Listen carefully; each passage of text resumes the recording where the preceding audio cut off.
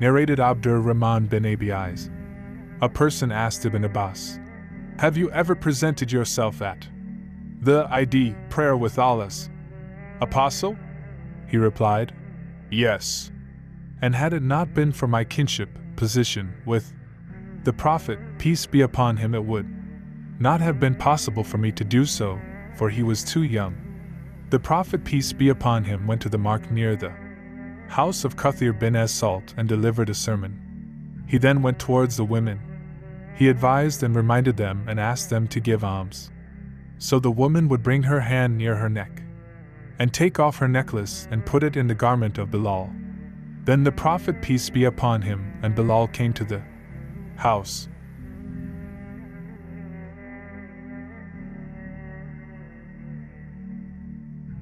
Narrated Aisha. Once Allah's Messenger, peace be upon him, delayed the Isha prayer till Umar informed him that the women and children had slept. The Prophet, peace be upon him, came out and said, "None except you from amongst the dwellers of earth is waiting for this prayer."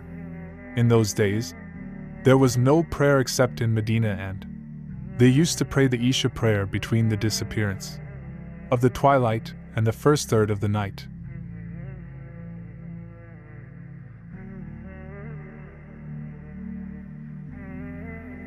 Narrated Ibn Umar. The Prophet, peace be upon him, said, "If your women ask permission to go to the mosque at night, allow them."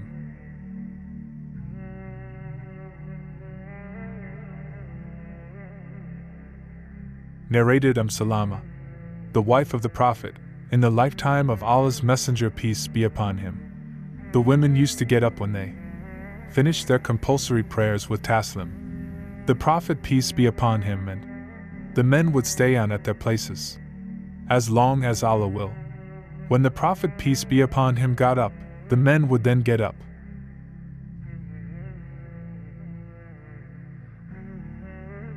Narrated Aisha. When Allah's Messenger, peace be upon him, finished the far prayer, the women would leave, covered in their sheets, and were not recognized owing to the darkness.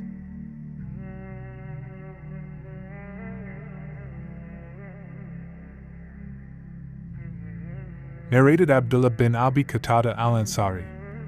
My father said, Allah's Messenger, peace be upon him, said, "Whenever I stand for prayer, I want to prolong it, but on hearing the cries of a child, I would shorten it, as I dislike to put its mother in trouble."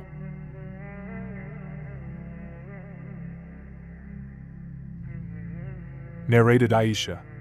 Had Allah's Messenger, peace be upon him, known what the women were doing, he would have forbidden them from going to the mosque as the women of Bani Israel had been forbidden. Yahya bin Sa'idi, a sub-narrator, asked Amra, another sub-narrator, "Were the women of Bani Israel forbidden?" She replied, "Yes."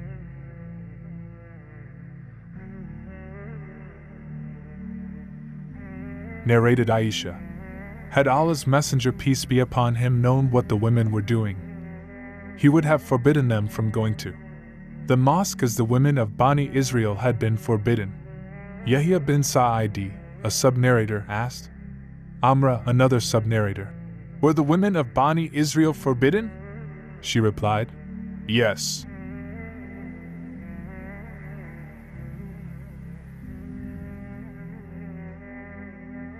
Narrated Anas. The Prophet, peace be upon him, prayed in the house of Sulaim, and I, along with an orphan, stood behind him while Sulaim stood behind us.